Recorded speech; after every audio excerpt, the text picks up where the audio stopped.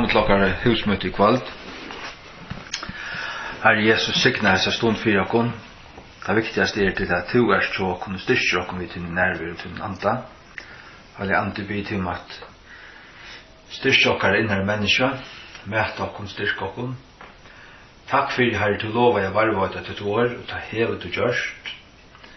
Og King James Bibelen som han endelige krystalliseringen og finpussingen av tog, hun takk at hun stender ikke bare ønsomhet, hun stender ikke vi ånken at han fyrir seg til undersær, men vi kunne søtja hette linjan, og så hette familjan av handriden, og så hette så grått og finstidla innanfor seg selv, og hette så til endelige. Herre, takk for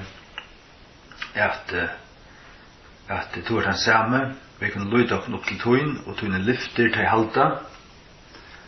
Et år, at det kunne vi trygg på, at tøyene lyfter om frelsene, om hver du erst, og okra framtøy. At du skal komme atter, du skal ta oss til tøyen, og opprøsningen verer, Herre, bortrykningen verer, og at tusener rydget har verer, og vi skulle ryse opp I dørt, og livet vi her om æver. Hjelp oss halda fokus, og varvøyd tøyt folk, rønsa tøyt folk, halk okkon, og halda okkon innekjatt her. Takk at du lovar at du vil være vi okkon, allar deir, alt at vi alt enda. Og du vil ikke være fra okkon. Takk at du sendte heilig andane vi til okkon, vi kjenner hans nærvær og hans avminning, hans løybøyning. Så heilig ande byr man styrke okkon kveld, I Jesu navn. Amen. Ja, vi fortsetter visen her, som vi korvde vi sørsta kveld, som tørt ur på en bøkken til Ruckman, om King James Bibelen. Tekstfamilien han røyna til den antiokiska, byzantiska tekstfamilien som heter Textus Receptus, som endelig finpusser King James, og så han perverterer til det alexandriska. Det alexandriska, vi får hitje etter sned som heter overst stendur avtara frukten skulle kjenne tøyr. Hever du det her? Ja. Avtara frukten skulle kjenne tøyr. Det hever noen I skrift, men hette hvis du hitje etter den turniera parstenon, så stender en pøyler her opprunde handrit. Det vil si at et eller annet sted har opprunde handrit funnest, og så det hese våren avskriva. Og vi kjenner det fra gjerningen av apostlene at Antiokia og I Syria ble en høvestøv for høytningamisjon. Paulus var trutja missionsferer, da han kom atter så fer han ikke til Jerusalem, men han stekka I Antiokia. Og I Antiokia var lærersvånen først kallet kristner, gjerninger av apostlene 11:26. Først var det kallet kristner her. Men så var det I Egyptalandet, og I Alexandria, her fikk det også handrit, og her var det som så blivende kristner, men det var blandet av sin kristendom I griska filosofi, og tro og en gnostiskere fastlære, gnostisisme, hun tror ikke på likande opprørsen, hun tror ikke på nok at Jesus Kristi goddomløyga, så til egentlig en spørning om man kan kalla det kristner I behøver, altså. Det faktisk det samme som Jehova vittne det kristen faktisk ikke. Så men det som hendte her, det var til at har korrupteret av skriftene. Tog stender også Satan her etter tog linjene, og det enda så vi pavastålen I Vatikanen, og så stender Rom 606 tror jeg. Og det det.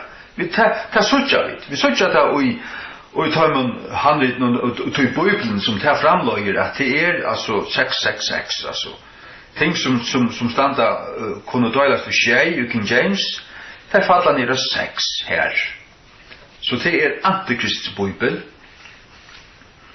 men vi har Jesus Kristus her Bibel tog stender halvt anden her det for oppe etter vi leser til ta over Hvis vi läser att han mittast först så är personerna som är då la persons bäj personer och persons flockar av folk till här börjar vi Paulus så har vi Ignatius Polycarp till en martyr då i martyrdagen han var lärd av Johannes aposteln så har vi Kristusdom så har vi balkar som är då till dömes novatianare donatistar montanister katarar eller katari och lollar till några dömer om det. Det vill säga att det är vetjingar uppsöken tojorna vid till rött och biblarna och som tar ståna hos kyrkor eller rattningar akkurat som vi känner till här i färgen att vi känner till baptister och vi känner till lutheraner. Här är donatister, montanister och typiskt etos och balkaner efter som grundläggare. Lollar där nere till döms tar som var efterföljare av John Wycliffe. Eller hans är efterföljare, ja. Tar inte lollar där. Skriften tan röjna skriftlinjen här har vi den gamla syriak, den gamla latunska, hon är från 1820 till 1830. Det är henne som valdensarna brukar. Eller brukte. Och så har vi Textus Receptus. Hon kommer så från Antiochia, Syria och Byzantium och Grekland till tandlinjan. Men hade den samma texten. Gamla syriak, gamla latunska. Tar det ständigt gamla latunska, tar det inte han tja Jerome, men en äldre. Som var tog bönlös efter till röjna och brunaliga Textus Receptus. Och så vi tycker att det är nian för Polen så är det stö, bojer stö och land, öker till Antiochia, Byzantium, Grekland, Bulgaria, Balkan, Norritalia till här som valdensarna var då, Storfrackland till här som hugonottarna var då, Tyskland till så väg Luther men lösning är inte. Så här blir det äldre tyskar tojingar, äldre än Luthers tojing som är Textus Receptus tojingar. Men det har en prentökning komma. Det har sett till bara handskrivare bibler, men du finner exemplarer av röjnen bibler som inte är då katolskar i över men protestantiskar alltså. Och så har vi England också. England. Ja. Och i England hej du tojingar och du har kanske ingen fullfölja bibel. Du har tojingar av evangelium och tojingar av bröv och exemplar av kanske uppenbarelserna eller av Salomon och då. Men det är inte för vi kommer till Wycliffe och William Tyndale att fullfölja bibeln, fullfölja Nya testamentet och sådana. Ja. Så ständer under här att ratter läsehattor ur Alef, B och C och D är Hilner. Alltså tar rätt läsehattor så finnas det tar med handriten tar och Hilner fast vi. Alla falska läsehattor och räkna utlätningar och additioner är vräkaer. Ja. Så hatt det som vi är en pastor av, hatt det som känns vi, till det över det här, till det som vi är då, till ta grönen, och till ta rätta grönen alltså. Till här vi är planta och roi, och till det som känns vi, och ta nyare som vi nu får läsa, det känns inte vi. Till hvis vi läser personerna till Philo, Clement, Origen. Og Origen han ger som heter hexatla. Hex til 6. Han gjør det en bibel vid 6 kolonner. Men her som at det var bare variasjoner av korrupsjonen. Og i her vet han rette teksten. Han rette teksten til det overa. Til Textus Receptus. Og den gamle latunska og gamle syriak. Origen han rauta så i soppen i her. Så har vi Eusebius, Augustin har han som börjar i katolicismen. Allt lansar skrift du reker katolicismen att till Augustin. Så han känner sig slett vi. Augustin har jag var slett kurderas. Nej, till onkel Alexandrianare. Så har du Jerome och så har du Septuaginta. Det tar sig att vara en grekisk tøying som har fjärs men tøyt ur hebraiskon. Men det känns väl helt inte vi. Tøy att det av de alexandriska texterna. Och så det den latinska vulgate som Jerome gjorde i 380. Latin 42 eller när det var. Och det så Bibeln som katolska skörtjan brukar och det som inte förenas vid det som inte lika som det brukar då en text som Septus Bibel med pavan roa och med kyrkan hever valt i Europa så blir du brändra ball. Det är som gånger 24 jöknen medalterna. Och i latinska i katolska kyrkan här har det apokryferna som parst av gamla testamentet.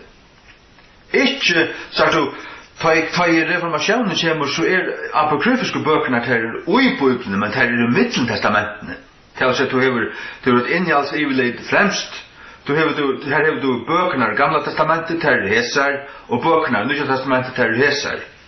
Men så har du apokryfiske bøkene i Middeltestamentene, men som pastor av kvargon. Men katolska kyrkan hon har apokryfiska böcker blandar i mitten till oiblåsta böcker.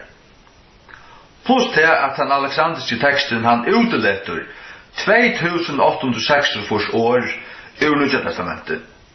Så tog kännas vid inte vi hatta skramplig här. Det känns inte vi Alexandrion och det känns inte vi Bibler Dals och Viktors etla näka av tog. Hvis du så leser det som setter i rammen i omanfyren.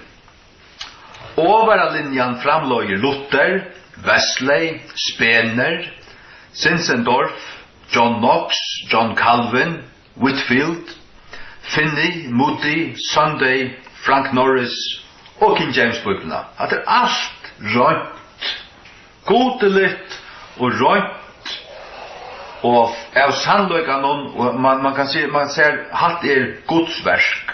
Hatt det som gonger i øynar linje. Hatt det som tar over linjan her som halvt andre stendur. Det som hatt det framløy og i sørste enda. Røynar evangeliskar vetjingar. Nyare linjan, her som Satan stendur, hun framløyer NIV, New International Version, NASV, New American Standard Version, NRSV, New Revised Standard Version, ASV, Bloody Mary, Napoleon, Hitler, Castro, Bob Jones, Tria, Machen, Brodus, Mussolini, allar pavanar og American United Bible Societies, USB. Som folkekyrkjan hårast vid det, og som Plymouth babsaner mer enn holdt blandair vi. Du tar venda nøsen av tannvegen, tar stand ikke av sin egna, tar stand og en blandinge. Tog videre det ikke. Hver må ta affæra som framløyer? Jo, ta kommer fyltja. Jeg sier her sånn her økumeniska svassenon og gassenon, som alt hever sin nalvastrong til rom, og vita bare etter, ta du her. Men her vil jeg ikke færa, og her færa jeg ikke. I stand sama vi Polycarp og Ignatius og Chrysostom og Novasianaren og Donatiston og Montaniston og Lollarden. Som Lollarden tar blir bränder av balle, altså bare øyne lenga strøy på, så etter tid brenner med bare balle. Jeg lett jo en skjuta.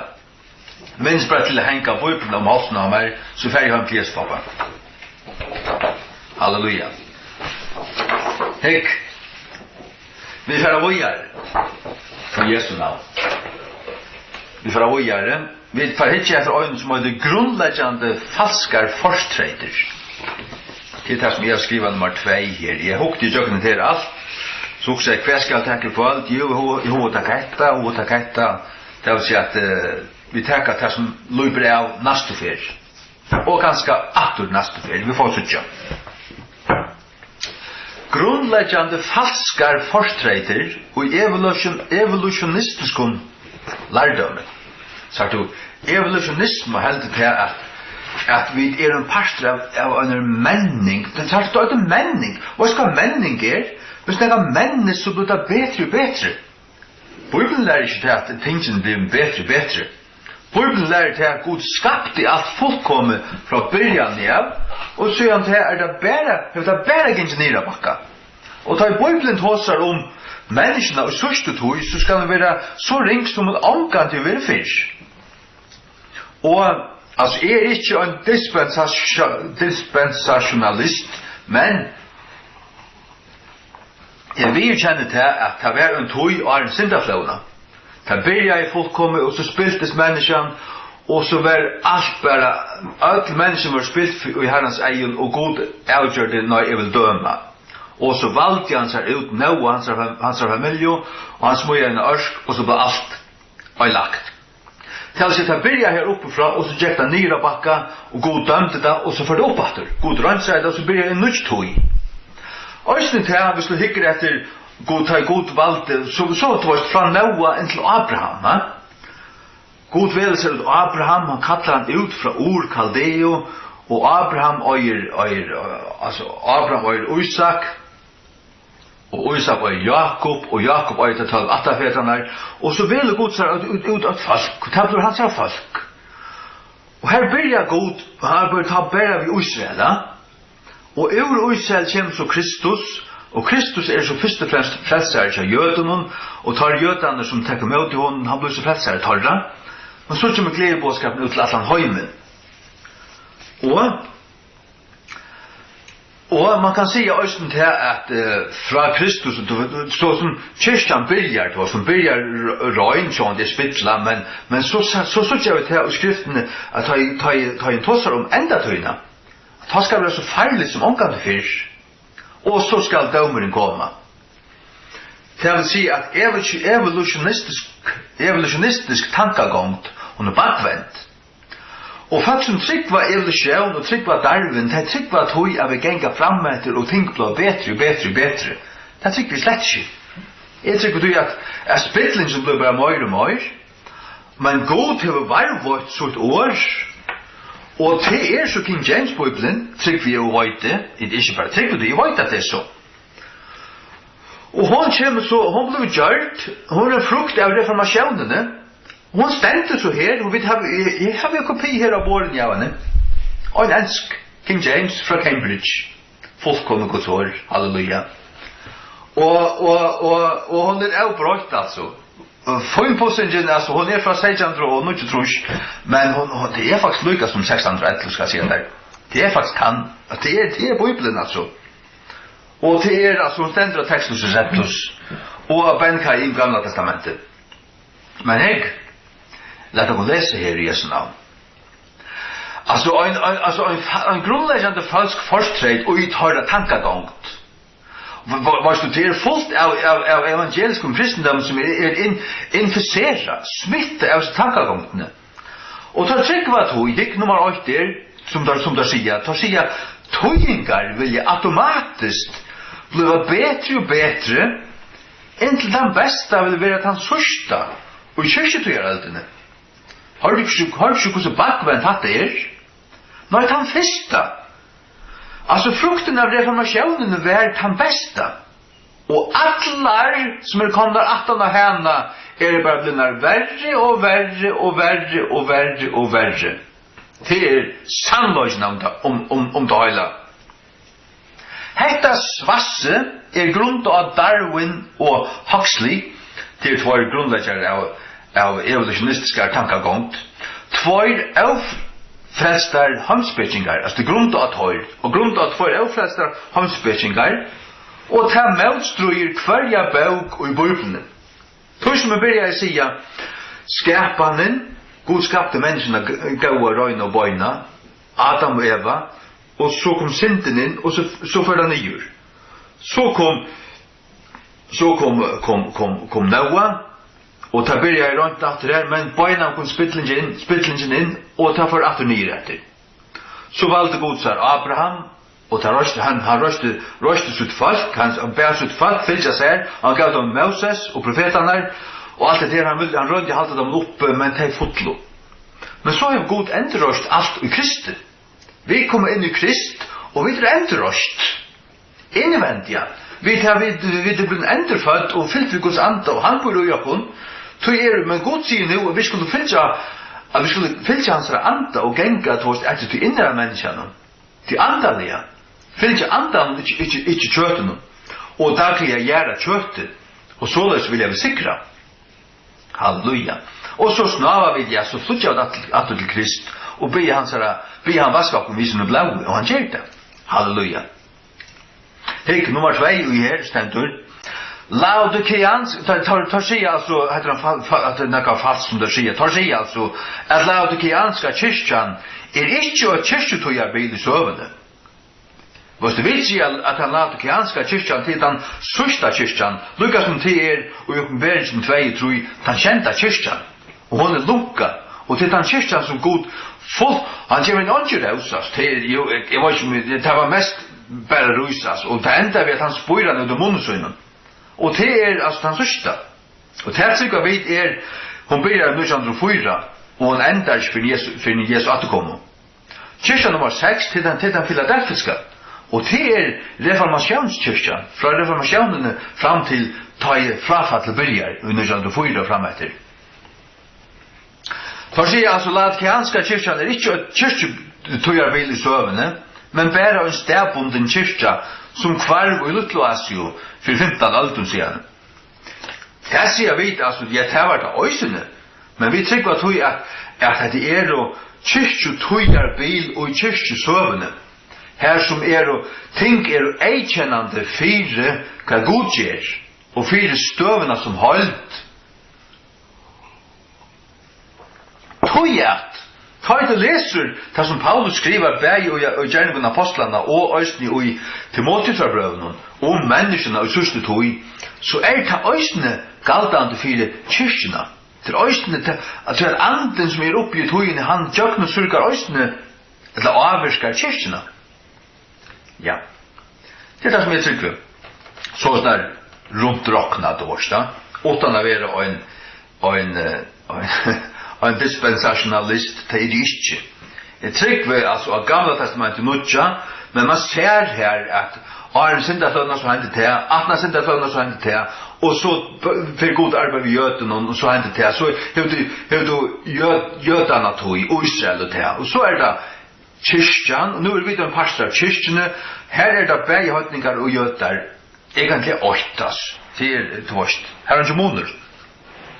Nummer 3 här, som tar säga, en falsk försträjd till tar säga att råten frukt kan inte tänkas vid mycket tyngarna.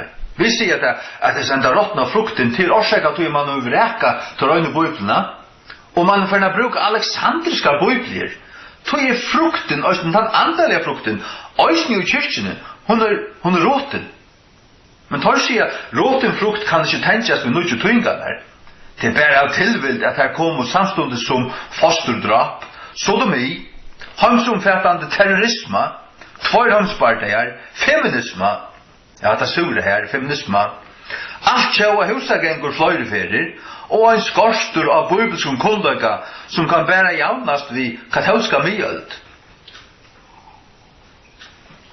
Allt för nutjar tøyingar, och alla biblar är motstryjande, och men bibelkundagen, han minkar. Det bästa och rätta är att du har bara öjna bibel som öll höjra allt sitt liv.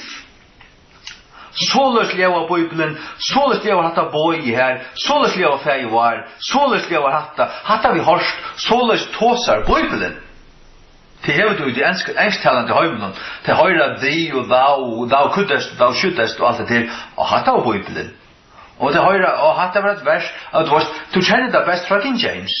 Du tittar rätt av bibeln. Men tog verdig i färgen så har vi finnet tvär alexandriska perversioner. Men, Arent her komo, det første som var tøyt av føreskon av Bibelen, vet du hva det var? Det skrøters Matteus evangelium, og det var ikke alexandrist. Nei, det var Textus Receptus. Det er Lukas som King James, Lukas som føreskar King James. Jeg har vært jøkken til, jeg har gjort video om det, til det var kanskje se oppklart i. Halleluja.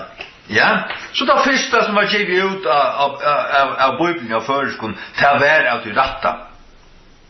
Og hva tatt ut av Arden, den gamla danska Bibel, som var første for tøyt og i nær 1500. Etter kvarjon, Textus Receptus. Louis King James, faktisk altså du varst, nok som nær ved King James, altså grunnleggjande Lukas som King James, av de ratta teksten om. Det var det som føringar hadde leggjande du varst angstane oppi onkra hit, du varst i stovene, du varst nu for å lese lestur, nu for å lese Bibelen, du varst 8 Bibel, så var det en slik Bibel som kan suistilles til King James. Iver høres lukka som det alle Victors av Bibelen, slett ikke. Nei. Vi får av her her. Motivet attanfylle og gassarion klarare tøyingar. Det er sånn at det var dag først. At det gamle her, vi forstandte det ikke. Vi skal gjøre noe klarare tøying. Og så vil det skimma nyer, og tar løyta til, ikke bare tar skimma, ikke bare nyer, men tar tøya for kjerstan grunnleggjande tekst. Tar tøya alexandriska, orsaka med, men alexandriska skrepo. Det er altså sannløsene til alle. Det er jo groteskt, men det er groteskt. Er det groteskt, så må det bare kalles det er. Motivet at han ville gassaren klarere tøyingar, nummer 8. Satanisk øvund innan kraftene og myndeløykan tja øynare bøk. Og det er ikke å gassaren oppruna handritene. Det er snakk om oppruna handrit, det har alltid sett deg. Det finnes bare ikke oppruna handrit. Så det er nekka svass. Svass. Nummer 2. Altså motiv nummer 2, det er sataniske langsulen etter å stilla seg fram som godar.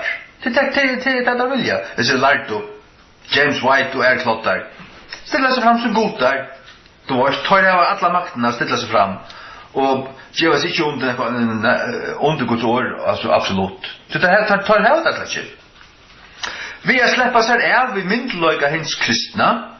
Det vil jeg til at myndeløyga hins kristna ikke skal være en avhus bibel. Nei, det skal alt være relativt, og det var alt oppe til revisjon. Nå som er nødt bibel, det var det.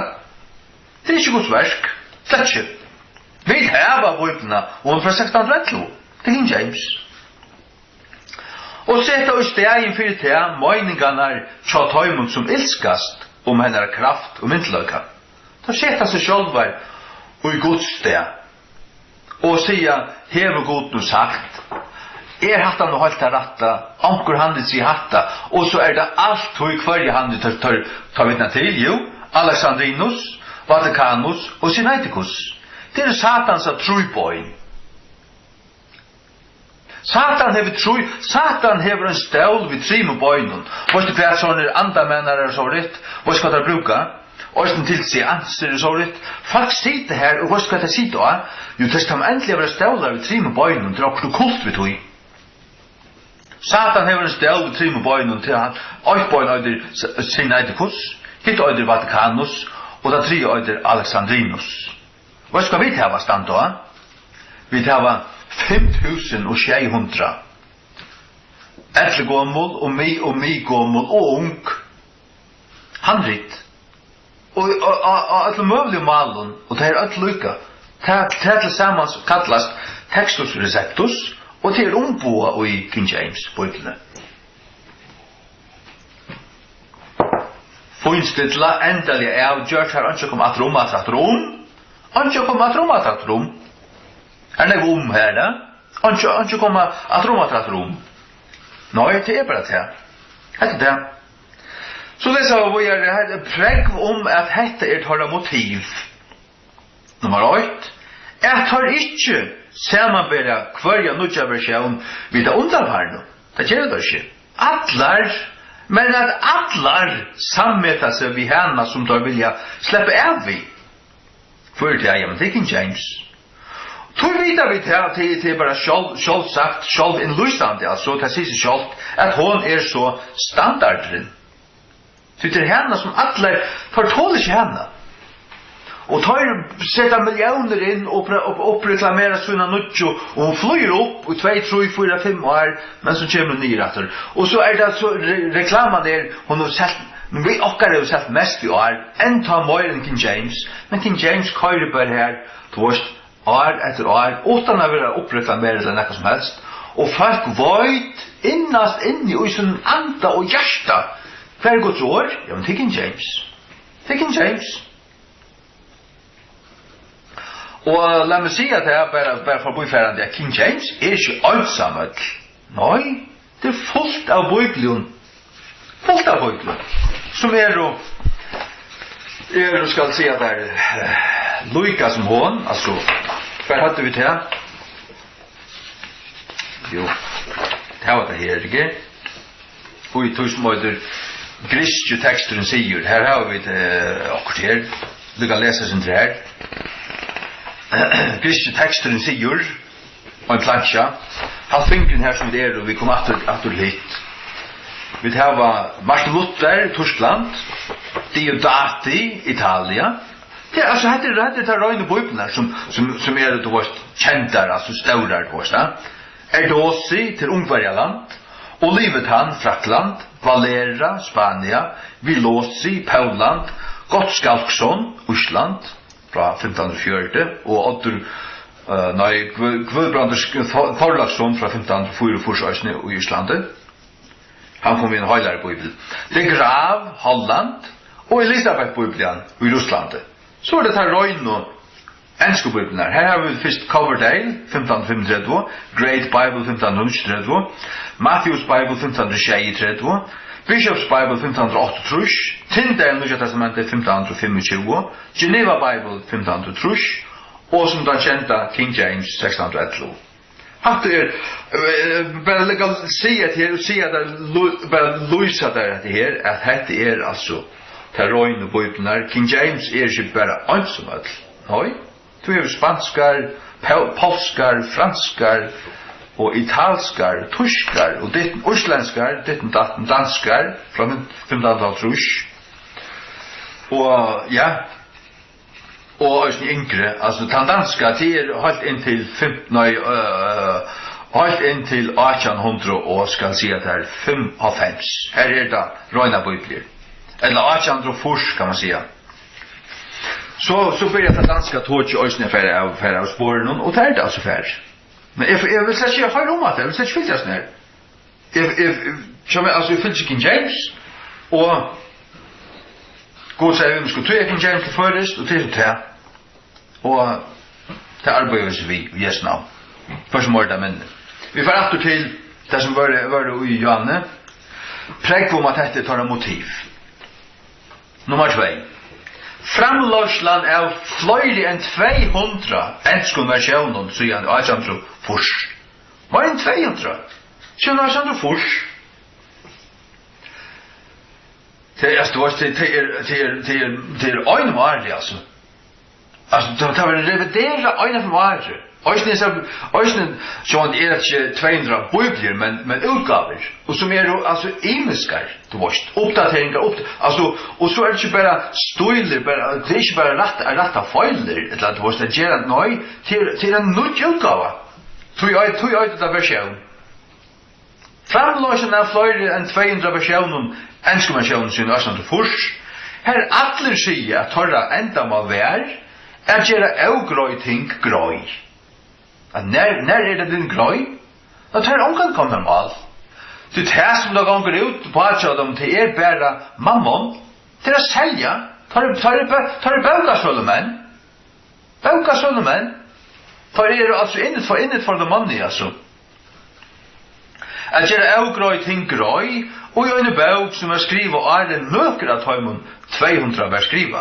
Tog att ha relaterat sig alla vid King James. Då säger jag, hon är inte någon grej. För att förstår han inte, vi förstår han inte. Men tej, som älskar Bibeln, King James, och brukar henne och bara läsa igen i år ut och år in, och bara läsa henne, de vill ha lärt av Guds ande att han lär dig. Han lär oss. Han lär, alltså, han som vill läras och vill läras av Gud och älskar Gud och älskar hans år, han vill lärt av Gud och av Guds ande. Hej. Sådana Korint. Jag läser mycket i anskriften James. Jag har gärna här. Sådana Korint 2. Sådana Korint 2. Kär. Eller 4 Korint. Vilken? 4 Korint 2.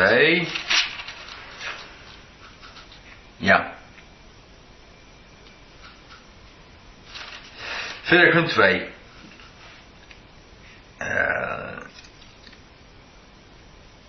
13.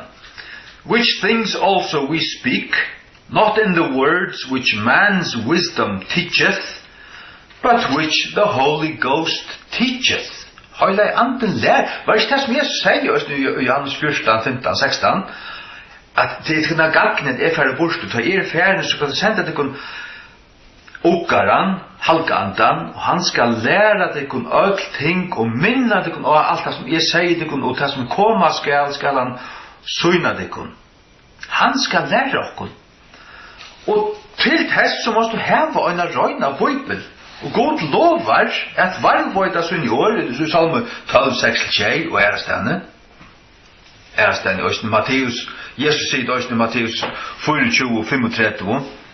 Første år, det skal alt varmvøydas, så det finst. Det er ikke blitt vekk. Og så blir vi løyt av God, og hva hatter hun? Og du blir ikke om å lære til grekst til hebraisk, nei, hun er enskund, hans mal i enda tøyren her. Og så sier God til meg, tøy King James til først. Tøy gjør det, ja. Og jeg har hørt at King James Bibelen er tøyt til, jeg vet ikke, konservativt sagt, vil de sagt, omløy 600. Nei, jeg har hørt alt fra 300 opp til 1000. Som sier 600 tøyingar til stammemal og tøyingar parstvois og holdt dvorst. King James finnes da kinesiskun. Det finnes da gammel kinesisk tøying, og jeg vet fra Geir Rittlinger til dømes at det er en balkur i Kina som finpussar henne, reviderar henne, gjør henne betre, og vil gjøre det ut av kinesiskun. Og en av kinesiska King James. Så de elskar Guds ord, og de må hava det. Hvert punkt, alt, setning for setning, år for år, ratt. Tror jeg at hun være sinter vanlige gjørta. Ja. Vi færa vågjare, til på en plansjo og træt. Vi færa til ta plansjona som øyder nudjo bøybliurnar, evnokta åpenberingar som finnast og i griskun, hanrytun. Ja. Nudjo bøybliurnar evnokta åpenberingar som finnast og i griskun, hanrytun. Så du, og King James bøybliurnar hever alt tøy fyllt, tøy som er optimalt. Det som det rødt og røyn og hanrytne sier. Hun vøyger ikke fra. Og nekka slupper ui her, det somme som sier alt, og somme som sier et annet, så teker hun til bedre søyna, til røynare søyna. Ja, hva så røynare? Jo, det som Jesus Krist. Det trykker vi, det vita vi, det må være det beste. Så vi elsker han, vi trykker tog, ja, det hans år, og det som lytter han, og det som han, og prætikar hans goddomløyga, prætikar jomfruføringene til dømes, og det som rattast og røynast av kristna læran, det må være det beste, og det det. Hygg. Nudjo bøyblinar evnokta og bæringar som finnast og i griskun hanrytun. Fylgjande versene vysa, brøytingarna i nudjo bøyblinun, atlar 784, det den alexandriske teksten kom fram i jøkken Vestkott og Lorst. Vestkott og Lorst, ja. Det var kom ut i 1840 och i 1841 kom långt och en engelsk bibel ut som att RSV. Det är den första då kom ut långt och år efter. Och så är alla 200 kommer ut 1800. Är det fullkomliga alltså brötingarna och nu så bibeln alla sina 1840 är det fullkomliga olukar brötingarna och gördar och utgaven av King James bibeln från 1611 till nu. Till några brötingar till stiliseringar och lukka som upprotning och stavsättning och streamlining och hon det var en avspjäring här till att hon blev pränta av 3-4-5 kontinenter under vårt av 100 av präntar och samskifte telefoner var till och så det var en avspjäring här. Men så blev det standardiserat och säger att det trus. Och här är det Cambridge eller Oxford. Och här trycker vi och håller mig till Cambridge standard text. Och till så där.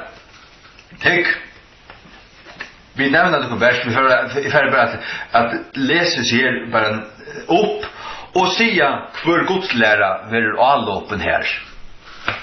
Lukas 2:33.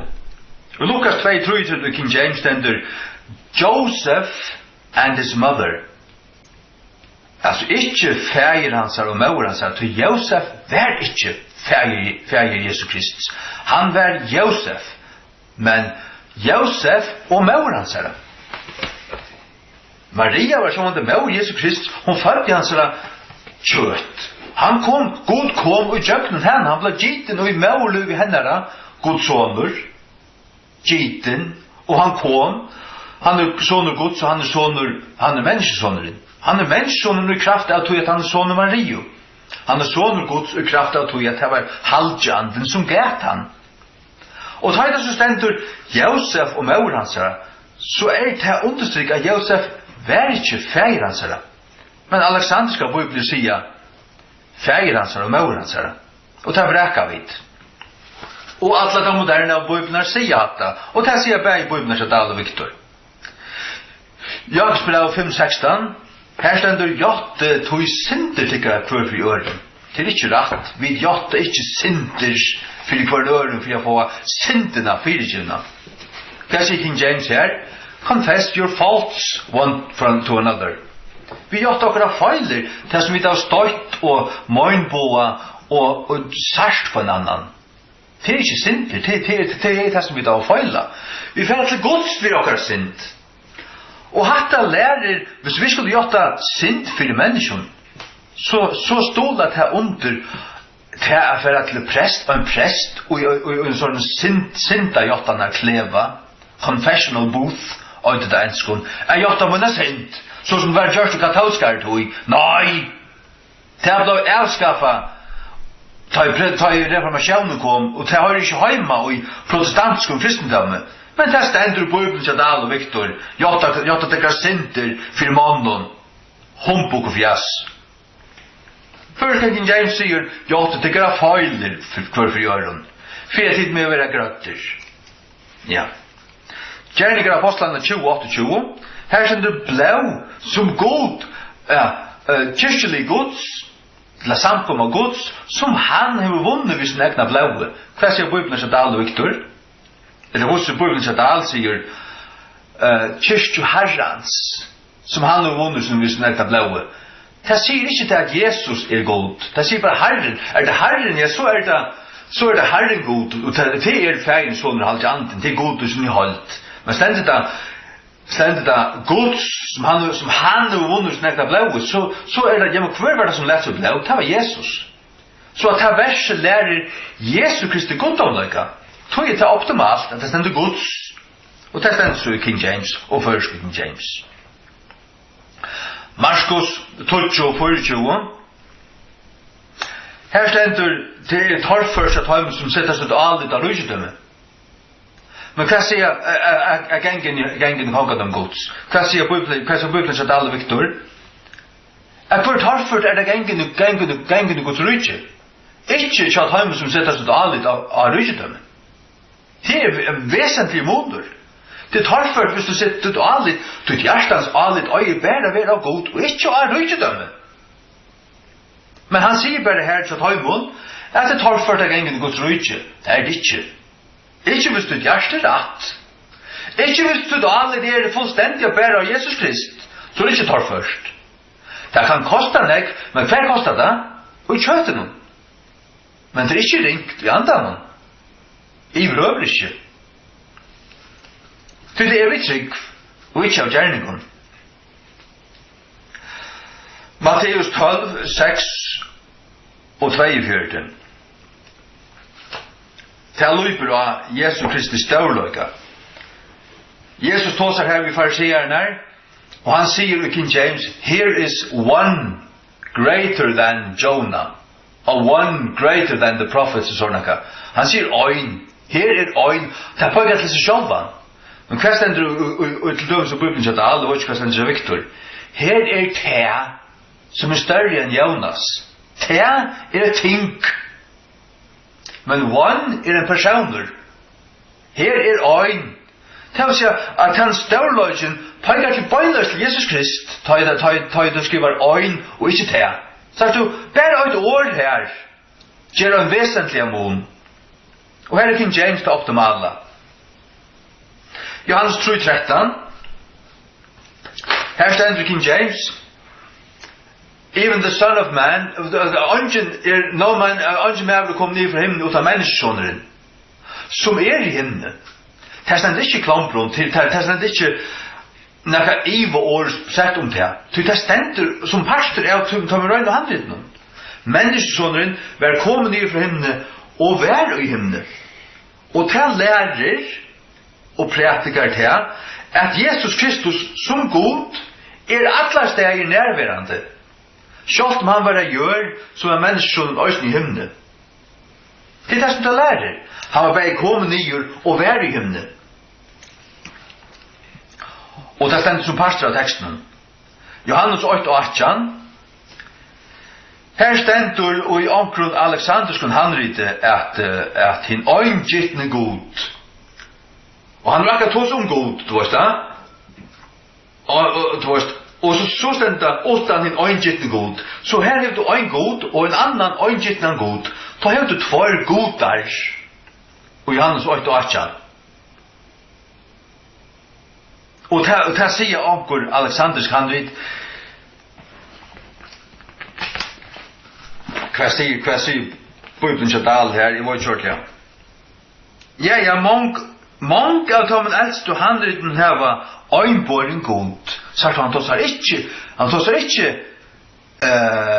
sitter ikke i om at det her. Han sitter det fram som kanskje hatt det rette. At det er så dundrande til for kjærsta. Nei, til øyn og handriten sier henne øynbåren soneren. Eller øyngittne soneren, egentlig. The only begotten son. Vi får ha høyere.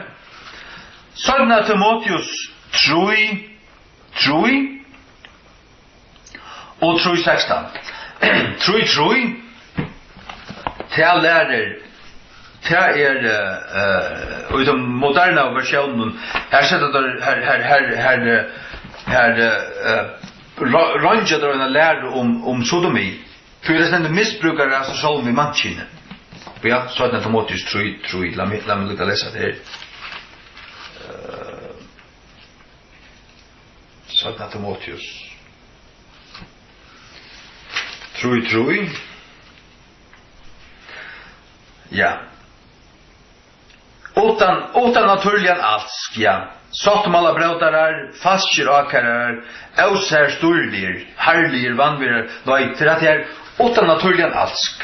Without natural affection. Det vil si at det ikke er naturlig. Men hva sier Alexanderska bibler?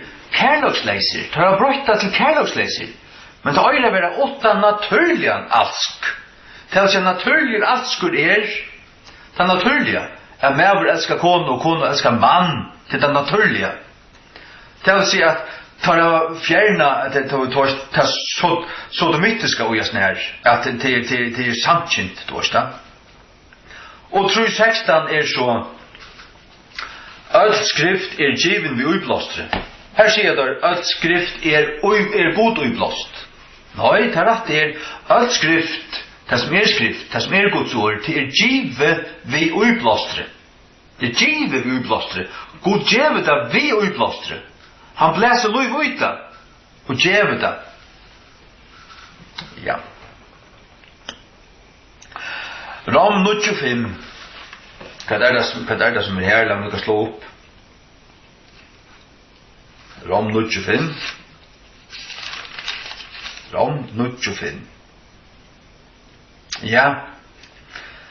Kvars fedraner og av kvarjon hva kjøtt vi går Kristus kom, som iver ötlun, god sikna vår mever. Jeg halte til at Alexanders kan vi fjerna at god sikna vår mever. Det ikke sikkert at til tannperversionen vi akkurat i Bibelen kjøtt alle viktor. La meg ikke i Bibelen kjøtt all. Ja, når han sier god i vrøtlen loton. Nei, så men til høsten til at somt av den her kjemur, det kjemur vi i 17 utgaven. Og som spittlingen går fram, så blir det bare verre og verre. Ja. Matteus 6:13, her nekka som er utleta, minst akkurat, vi kan leipa det om. Kolosserbrevet 8:14 til tar utleta Jesu blod. Tar utleta Jesu blod, Alexanderske bibelen her. Og her til kaldan for bæget alle Victor her. Hebreerbrevet 11:6. Her sier først King James at til han som kommer til Guds må trykva at God ikke til, men God ikke bare til, men han og til that he is, stendur King James, han ikke bare at han til, men han og til at han sier navnen, til han øyter og han avgjør. Og så er det et annet ord her til og at han vil lønne tøymen som dårlige søker han. That he is a rewarder of them that diligently seek him. Her sier Alexanderske bibelen bare og lønner tøymen som søker han. Ikke dårlige.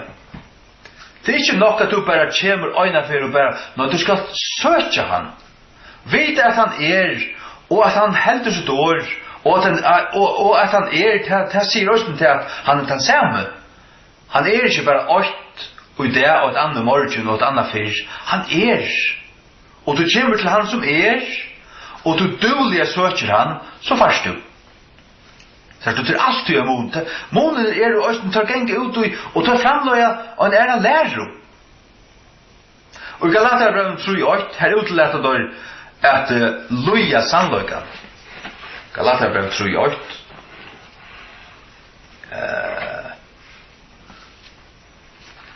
Galaterbrevet 3:8 leste først King James.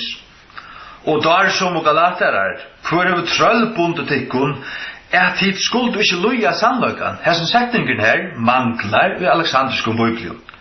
Hvor er vi trøllbundet tikkun, det skuld ikke loja til akta. At det skulle akta sannløygan. Det manglar her. Så høymon. Johannes 16:5.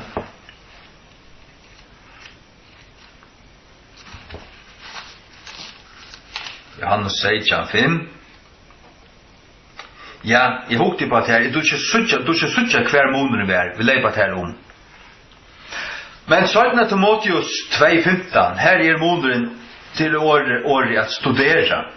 King James Bibelen gjev der et bo i Bibelen om at studera Guds ord.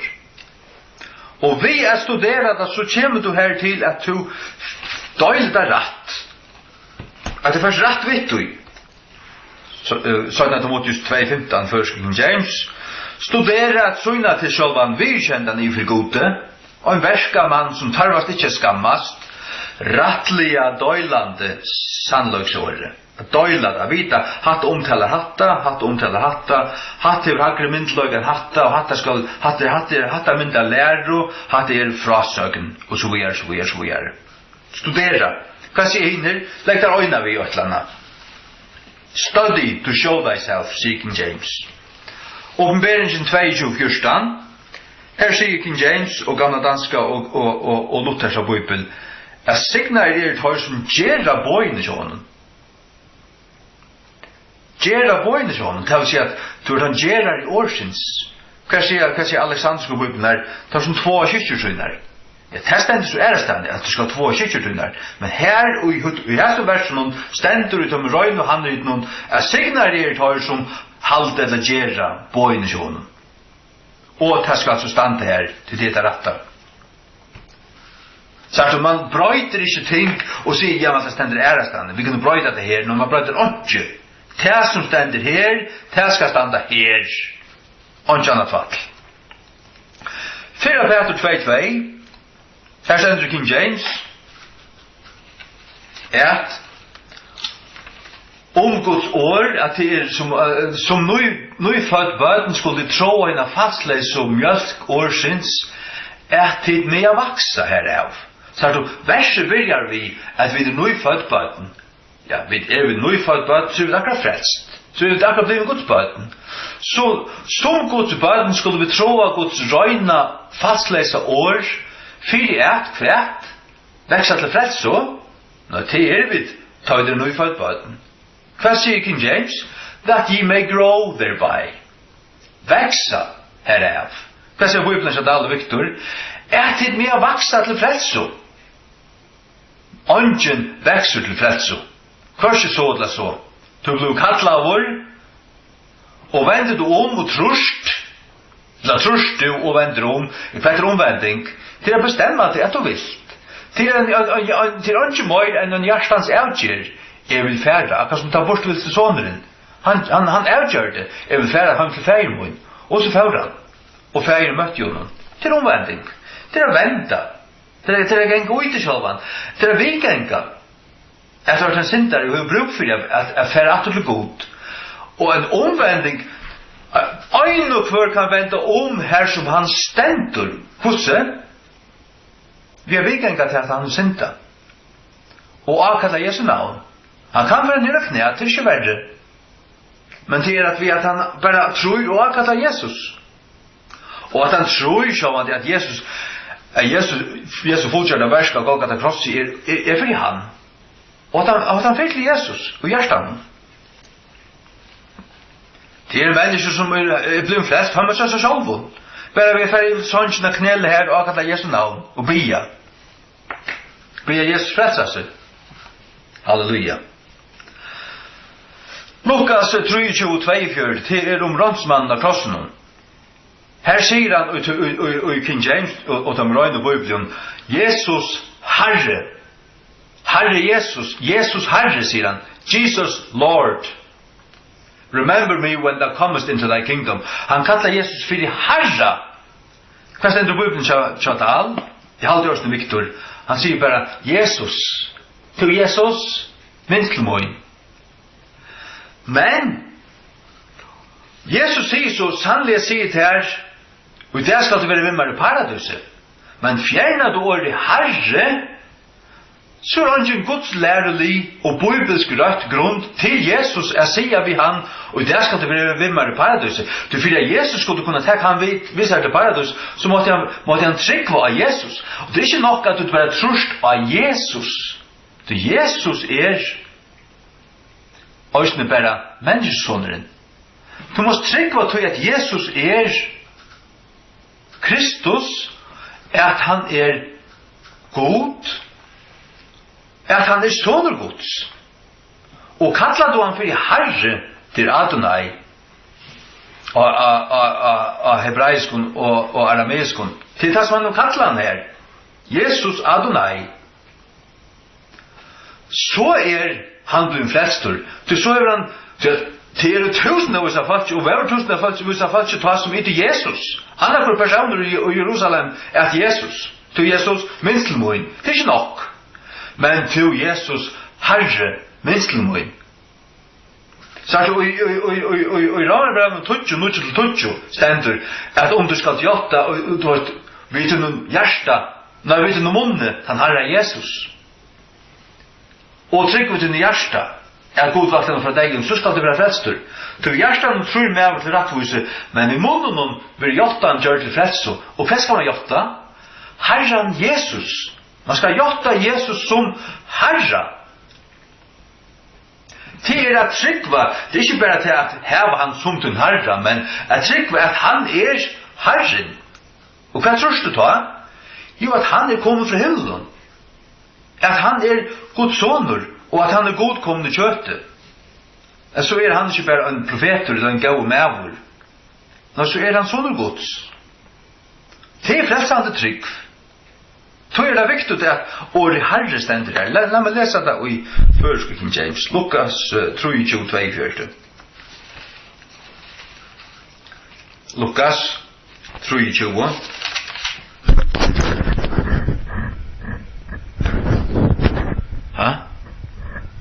Ja, du lukkar færne på meg tøy mer på.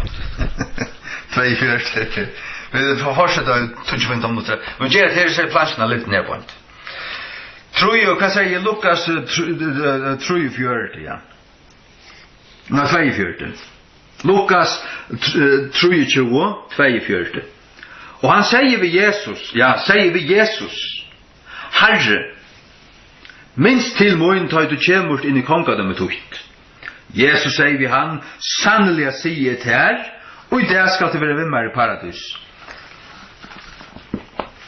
Hva sier Dahl her til dømmes? 3:22.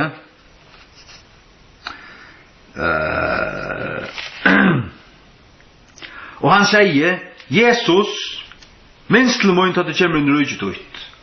Det ikke nok. Men han sier, han kallar Jesus fri Herre. Og det lærer Bibelen og i brøven Paulus her at det som du må sige. Kalla Jesus Herre. Herre Jesus. Og hva sa du til dømes Paulus og Silas i fengavektaren eller fengavøren i Filippi? Trygg av Herren Jesus. Herren Jesus Krist. Gjerning apostlene 16:32. 16:32. Eller 30. Og før du tar deg ut og sier herrer, hva må jeg gjøre for å være frelstur? Og tar søtt og trygg av Herren Jesus Krist. Herren Jesus Krist. Og du skal være frelstur. Trygg av Herren Jesus Krist. Det viktig. La meg hitte hva Dahl sier her. Jeg vet at det måneder her. Jeg vet det. Vad som man säger Jesus eller Herren Jesus det allt degradera eller 2 trin. Det kan omgå vara lycka. Tryck på Herren Jesus, ja. Tryck på Herren Jesus. Nej, tryck på Herren Jesus Krist. Säger han fotlig i rätta texter. Som är stannar vi och som gärna vill det dö för det. Om så skulle det vara. Om så skulle det vara. Hick. Galaterbrev 5:4. Månen her ja. Om det som fallen fra Kristi. Virkene ikke å være skilte fra. Ja, ta i Kristus. Det, som mennesker tykker som omskårende. Kristus våren tykker av ångare virkene. Ångare avvirkan. Han virkar ikke til gå. Men hva sier Dahl her? Det skilte fra Kristi. Det månen her. Nå Kristus virkar ikke. Ta virkar hans er fullgjørd av verske skivet der.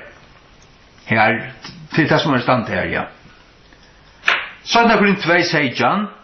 Her sier King James, we are not as many as corrupt the word of God. Hva sier moderna av Bibelen her? Vi er ikke mennesker som mennesker som kvart selja etla færre aurøyelige vi og så hørt nøy. Korrupt. Og til det som man har gjørst underkjært og til det man har nemlig korruptera Guds ord. Men King James sier at vi er ikke som tar som spytla Guds ord. Hvor? For vi har det. Vi har det røyna. Heiner har spylta og det kan ta sida når vi er ikke som mennesker som selger Guds ord. We are not as many which peddle, sier til dem New King James. Men tar det här spilt godsår och parkerar det vid godsår, tar det akkurat tar som säljer det. Tar säljer det. Johannes 9:35 och det är om den blinda som Jesus grötte. Och han ser den här. Och han spyr han, trust du a son Guds? Believest thou on the Son of God? Og han spyr, who is he that I might believe on him? Så sier han, it is he that speaketh with thee. Men han spyr, trust du a son Guds? Son Guds? Hva sier det alt her? Trust du a menneskesonen? Og det ikke nok at trygg var menneskesonen. Du menneskesoneren sonen Mario. Men det alltså Jesus människan till oss. Vi vet alltså till att människosonen östen sonen Guds. Men att du tror att Jesus människoson östen människoson. Det är du östen. Men tror du inte sonen Guds så som Jesus Så att här är månaden. Då säger han, tror du att son Guds? Gör det inte här. Så heter jag honom och så heter frälstan. Då är det en väsentlig månad här. Att han säger son Guds och inte människosonen. Lukas 4:4 det manglar så i tar sig bara att människan lever inte bra i ögonen. Men King James säger but of the every word of God. Och det här verset ständer tror jag för i Bibeln.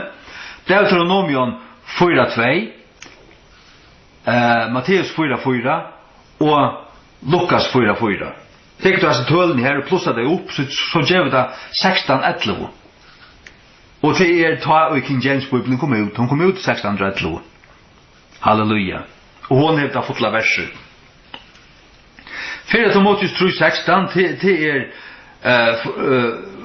great is the mystery of godliness.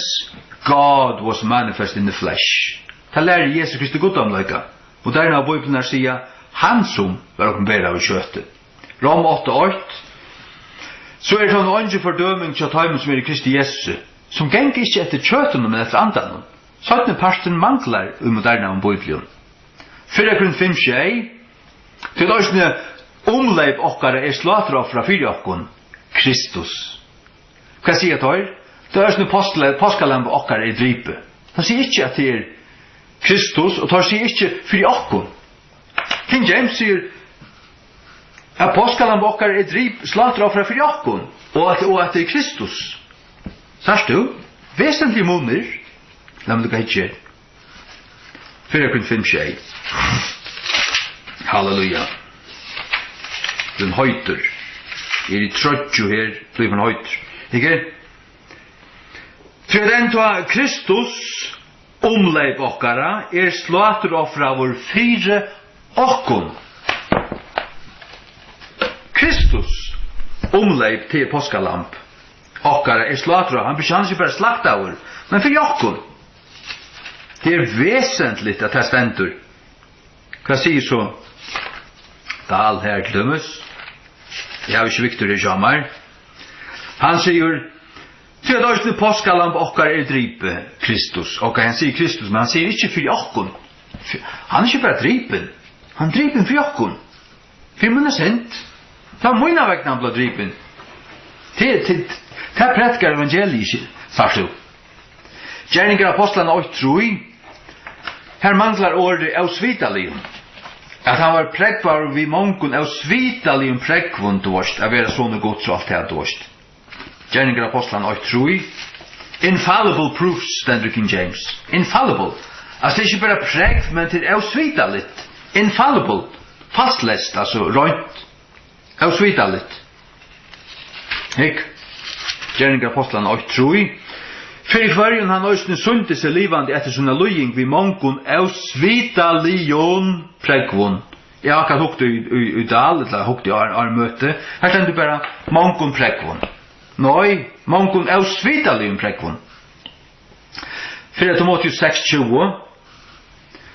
Her stendur at vitenskaper, ja. Til dette året her. 4 Timoteus 6:20. Og Timoteus varvøyde det som terre lite til, skudjande vannhøylegar og fafongtar blabbaner, og motstøver av vitenskapet, science, stender King James, til vitenskaper, fastliga så kallar hun. Så det underliggande ordet kan tøyast kunnskapur eller vitenskapur. Og tar jeg valgt å si vitenskapur. Og hva det som høtter kristendom mest? Det vitenskapur. Det ikke kunnskapur. Nei, det akkurat vitenskap. Det darwinisme og alt det som vi lært skolen om det. Det det som skritter trunna øren for mennesker. Vitenskapur. Og det det som for folk kan fattla. Og det vitenskapur falsliga som kallar til det ikke sann vitenskapur. 55% av det dundrande lik. Totalt. Markus 9, 46 og 48, her stendur at her som ormur tar aldri dør og eldrun ikke vil slaktur. At det stendur tverda tudjaferir og i 2 kapitlen her. Ormur som vi sier til sal, som vi sier til minne, du er verken. Og at eldren ikke slaknar, ja, til lærer her, han vi elden. Og det setter der klamper som fjernada og så vidt, men det stendur bare som parster til røyna teksten og til røyna tekstlinjene. Utan nekka som helst. Og stendur utan nekka som helst i King James, utan nekka som helst i først King James. Utan nekka klampor, utan nokkur satans år under, hese år standa ikkje som eldst og best og bla bla bla bla, og alt det fattelig her. Søndagrunn 24. For the weapons of our warfare are mighty through God. Mighty to the pulling down of strongholds, men det stender through God. The weapons of our warfare, så du hatt okkara kruksførsla, la meg lukka finna det. 17 Korint 24, jeg leste i føresko. Så at vapnene av okkara kruksførslu vapnen kan man sia, ikke kjøtlig, men måttu gjøknun god til at tåa nyer vøyvirker, kastande nyer uimyndaner og hvert høgt ting som opphevjar seg sjálft i møte kunnløyga gods, det ikke hatt det tutstrui, hatt det okkara kruksførsla, tog det og i jøknum god, du byr, du fært i kruksførsel i møte nokkur ting, og du fært inn i god, du fært til årsak av du er i gode, og du gjersta jøknum til kunnløyga til god, og i jøknum gods år, og i jøknum andan, og i jøknum bøn, men til hadde tutt krutsk. Men hva stendur til dem sjadal, jeg slær det opp. Mektig fire gode, det gjør tutstrui til godstrui. Så pjust ikke strui snakka som helst. God gjør alt fyrir meg. Nei, det som skal berjast tutt andalega strui, og i jøknum god, til sia, at du fært til hansara. Og oikleide Guds fotla rustning, som vi leser om i Guds fotla herbuna, som det heter i Efesusbrevet 6. Og bergist. Og det vi Guds år, og det vi bøn, det vi andan, sånn ekka. Og det stender her, det ikke kjøtlig, du bergist ikke kjøtten, du bergist i andan. Og da du uilaten, da det egentlig ikke strøy som så. Strøy mest til at lette de ui. Ta du uilaten, og ta du kunnløyga, og ta du bygge, og ta du dekka av Jesu blau i sånn ekka, så det egentlig ikke strøy. Det rævligt, du fri. Du bara talar, og du bara bygger. Det rævligt nok, og strøy. Johannes 8:9. Her stendur tar som at lava støyna konuna som tisen i hårdømme. Her stendur i King James at tøyver kjente skildir av sin egen samvisko. Og så rundt der. Det manglar i Alexanderskon Bibelen. Så det stendur ikke at tar samviska dømt der. Det manglar. Lukas 24, 1-2. Her stendur klampur at Jesus ble litt og klimmals. Her stendur klampur det. Hes i årene stand ikke i summen av dem eldste. Jeg leste på en til. Men till kvart det nej jag läste orden för att möta det ständer alltså här. Och hur så folk kunde älska och bruka det här som en bibel det förstår inte alltså. Och var lite åt limma så ständer klampor och så ständer hes i orden stannar ju ut om älst och handritten. Det passar inte. Alltså du har tro i Alexandrisk handrit som säger tro i bøyen til Satan standua. Alexandrinus, Vaticanus og Sinaiticus. Vi har et hev 5600 og insum malun som Satan har li etter at rota ut og brenne ut og forkomma, men han forkjemmer ikke Guds åre. Og tryggven til okkun som bibeltryggvande ikke å estu og bestu og opprunna handrit og alt det pjatti her. Vi tryggva tog at Jesus lover av varvøyda som år og vi har et hev av røynen handritum og vi tryggva at det er det prøver ikke å være så rævlig gommel men vi har også noe gommel og det er nekva av de eldste du finner lykka som textus receptus men vi kjenner det i andan og vita jeg sier det er møte at helt fra til jeg var 21 år, så sier jeg i anden, det er egentlig åren til øysene, men jeg minnes det, da jeg var 21 år, og en øyre var vidt og en sjøma som Lundavug, han leser opp for meg ur King James, jeg kjente det og visste det, det var omgad jo hjertan om at hatta den røyna bibelen, den ekta, ja. Ja, vet det da, sier han. Ja. 4 Timotheus 6, 5, 8 og 20 det sælja 4 Timotheus 6, 20 her sendur haldandi at vinningur godlileitje hva sier Daltdømmes for halda at godlileitje vinningur ja, godlileitje vinningur så tar jeg koppa det av høtte hefur du godlileitje så det vinningur, andalig vinningur men det som egentlig avværingen her til at halda til at vinningur, hvis du fart vinning at det godlileitje supposing that gain is godliness nei vinningur ikke godlileitje det at du blir rykur det ikke tog at du godliger det ikke likvidt her men godlileitje vinningur ja det det godlileitje vinningur men der halda at vinningur godlileitje supposing that gain is godliness hva sier Dahl her til dømes 4 Timotheus 6, 20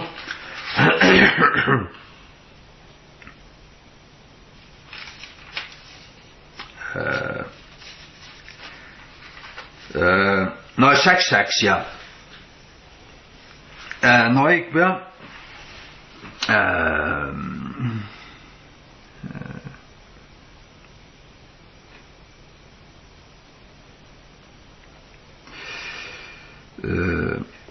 Kastet 6-5 omskylda meg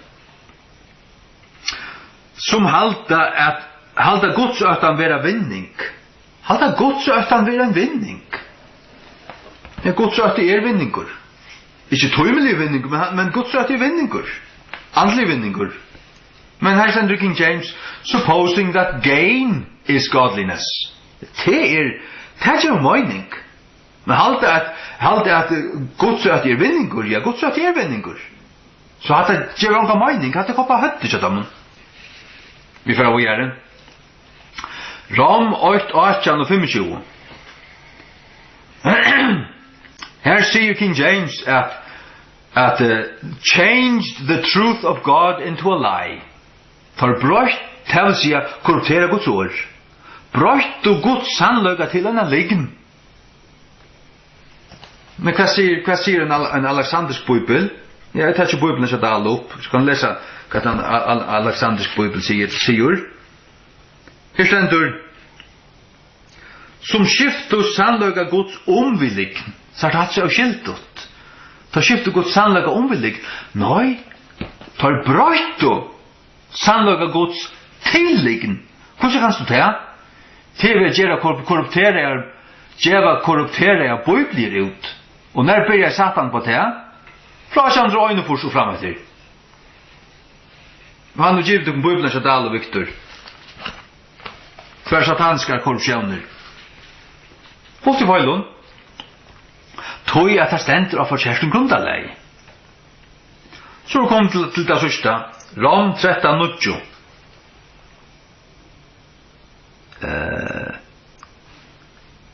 Ja. Ber upp bötefläckar för jag ligger vad jag skriver här. Det att förbröjta bära falska vittnesbord till ett annat bo. Här öre standa bära falska vittnesbord peka. Rom 13:9.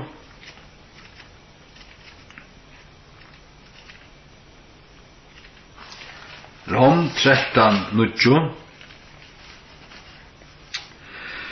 För att hetta, du skall inte främja hårdom, du skall inte dräpa, du skall inte stjäla, du skall inte bära falska vittnesbord. Vad säger det här i släng 4? Du skall inte gärnast. Nej, här öjra standa, thou shalt not bear false witness, eller false testimony. Det är det som är standa här. Det är det som ständer i Textus Receptus. Textus Receptus.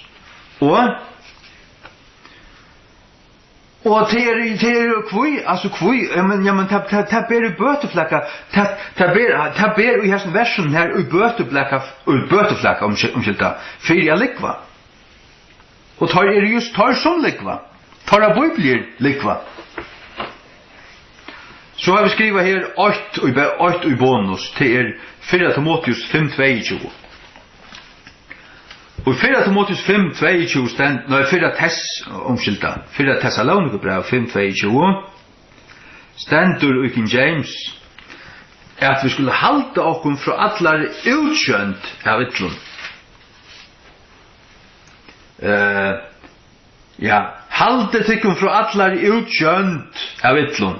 Och åri utskönt manglar i Alexanderskum Bibeln. Tar sig bara halta tyckum från allar ytlun. Halta tyckum från ytla ytlun släg eller ett landa. Vad säger du? 4 Tess 5:22. Halta tyckum från ytla ytlun släg. Nej, halta tyckum från allar utskönt av ytlun. Det vill säga, särda överhuvud till allar fjärnaste ut av ytlun, lujtista satansa frukton och hansara verskon, så halt ifrån dig. Och ösni ut här självun, skulle det se ut som lujka som det som av de ytla, och i egen och öron, så halt ifrån att göra det. Så hatta skilet här från de ytla, inte bara öjna för, men ganga tvei. Hatta skilet, hatta kordet extra längt, og kordet ytla extra längt från det här, att du skal ikke bare ikke gjøre det. Men du skal ikke en gang sånn ut som du gjør det. Sørst du? Ja. Og disse tingene her, disse versene jeg lyser her, alt det her, det 100% skjønnelig til Jakob Dahl, og 75% skjønnelig til Victor Danielsen. Men, det skal bare 5% rottegift til, for at øydra maten. Hesar brøytingar gjør ikke nekra bibli og lattare skilja tja nøkrum. Det gjør ikke klarare. 12 av tøymon leipo av grunnleggjande godslærur, 12 ærar, fjalla, virismyklar opplysningar som neiut tja en godsbaten jeg vita, og 12 ærar spittla etla uteleta sannløyka som eit godsbaten øyur et vita. Og syndur av surdøyge surkar atlan klumpen stendur i Galaterbrevet 5:9 apropos 5% rottegift. Det spytter alt. Det høyla kanskje brukast. Bibelen er Dal og Viktor sier utan at blunka vi kunne ikke brukast. Tætja okkur tar luttlu revanar som spittla vuntrøyne. Tar luttlu revanar til revar kommer inn spittla vuntrøyne. Hva er vuntrøyne? Til vit. Revane kommer inn og spittla vuntrøyne. Så det til. Ikke nøy takk. Halleluja. Vi får be og takka saman om. Halleluja, Herre. Takk for det. Hesa stund. Takk for Hetta við av horst. Takk fyrir ditt lyfte som stender under ödlen og ber alt, Herre. At tøyt år skulle du ikke ønske av tøyne himmelen gjør skulle genge under. Himmelen gjør, men årene satt her skulle du ikke genge under. To var vårt deg, og vi heva det, og vi vita det, vi heva det. Og vi elskar det og halda fast vid det. Vi må signa vi i dette arbeidet, funnpåsingen av førskringen James til æreprenting. Jeg beder om at tar som prentene må få det fra ter, og sitt hjerte fra hele andan, at de skulle prentene i bedre kvalitet. Mer damer skal be om det fra Tøymon. Jeg har ikke vilja sagt, tog jeg at tar djeva det alt, og til alt avkjøpes, og jeg får alt avkjøpes, skal bare djeva det vi i avkjøpes. Men her hun kunne være bedre innbunden og bedre permo, og bede om at det må være til neste prenting. Og så skulle vi glede færre ut og bøyde ut her Jesus. Og takk her alt ikke så tunner i hånd, hva vi framhentur. Men så først huset førgen finnes en røyna bøybel, endelige, på Jesu navn. Sikna kvann som lusta, bede om varvåda kvann anstekkan, holdt inntil tunn at komme, på Jesu navn. Amen.